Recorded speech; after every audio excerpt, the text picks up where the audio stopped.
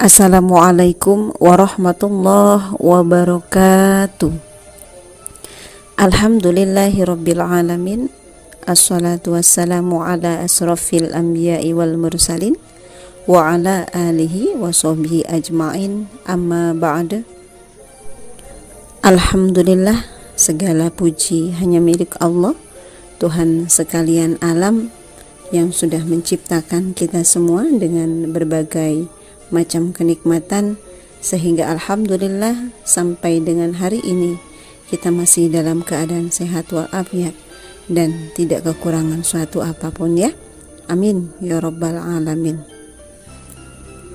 Salawat beriring salam marilah senantiasa kita sanjung agungkan kepada Nabi Muhammad sallallahu alaihi wasallam yang senantiasa kita nantikan syafaatnya di yaumil akhir kelak. Amin ya rabbal alamin.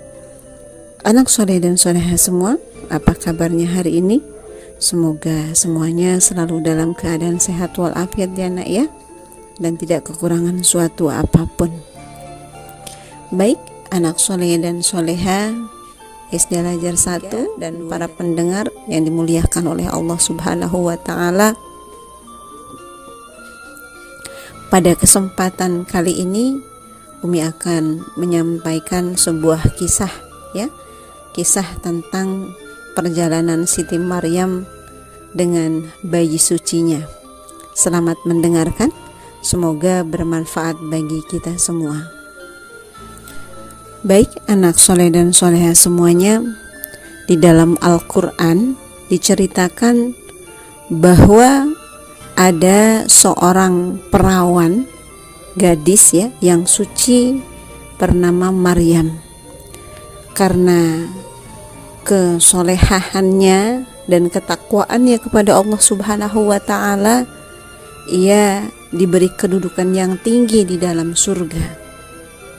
Rasulullah Shallallahu alaihi wasallam bersabda, sebaik-baiknya wanita penghuni surga adalah Khadijah binti Khalid, Fatimah binti Muhammad, Maryam binti Imran, dan Asiyah binti Majahim. Al-Kisah, pada suatu hari di sebuah bukit yang ditumbuhi sebuah pohon kurma, Siti Maryam berteduh. Kemudian tiba-tiba datang seorang laki-laki yang berjubah dengan serba putih.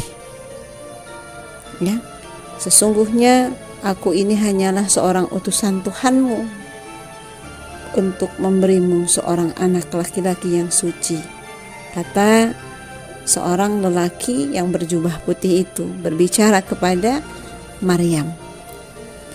Kemudian mendengar perkataan orang asing itu, tentunya Maryam sangat terkejut. Kemudian bertanya, wahai orang asing, kau jangan mengada-ngada dan menghinaku. Bagaimana akan ada seorang anak laki-laki sedang aku tidak pernah disentuh oleh seorang manusia pun, dan aku bukan pula seorang penjina, kata Maryam kepada laki-laki berjubah putih itu.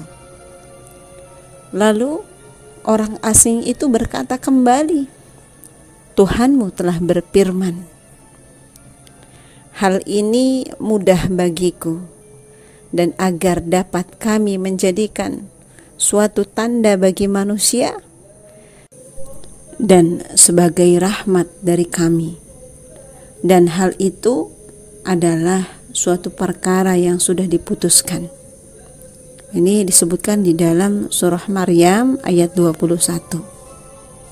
Kemudian dengan penuh keheranan dan bergetar hatinya, Maryam pun berkata, sesungguhnya aku berlindung kepada Allah, Tuhan yang Maha Pemurah lagi Maha Pencipta, dan bersumpahlah demi Tuhanmu bahwa kamu adalah tergolong orang-orang yang bertakwa.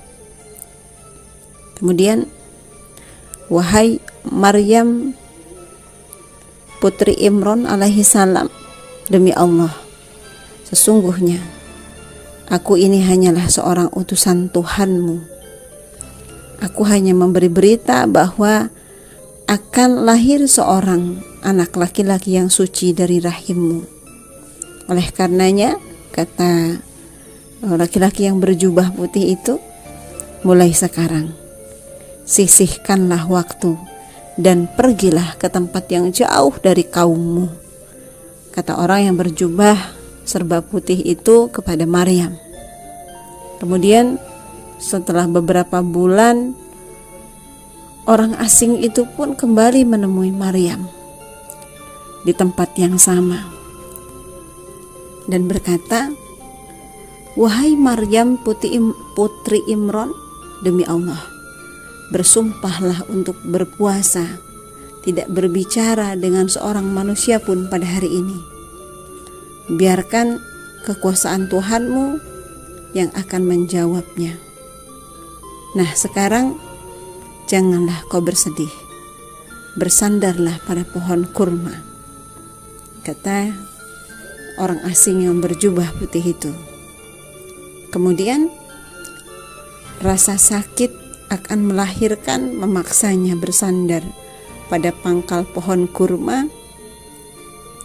Kemudian Maryam berkata, "Wahai, betapa baiknya aku mati sebelum ini dan aku menjadi seorang yang tidak diperhatikan dan dilupakan." Quran Surah Maryam ayat 23. Kemudian setelah melahirkan, akhirnya Maryam menggendong anak laki-laki suci itu kepada kaumnya. Dan begitu melihat kedatangan Maryam bersama seorang bayi mungil, mereka berkumpul dan berkata, "Wahai putri Imran, bayi siapakah yang kau gendong? Terangkanlah kepada kami. Jangan sembunyikan kebohonganmu." Kemudian Maryam pun hanya bisa terdiam. Kemudian kaumnya kembali berkata, "Hai Maryam, apakah sesungguhnya kamu telah melakukan sesuatu yang amat mungkar?" Kemudian pertanyaan yang bertubi-tubi tidak menggoyahkan Maryam untuk berbicara. Kemudian kaumnya kembali berkata, "Hai saudara perempuan Harun, ayahmu tergolong orang-orang yang terpuji, tidak terkecuali Hannah ibumu yang solehah itu." Tiba-tiba bayi laki-laki yang berada di dalam pelukan Maryam dapat berbicara. Dia berkata, "Sesungguhnya aku hamba Allah.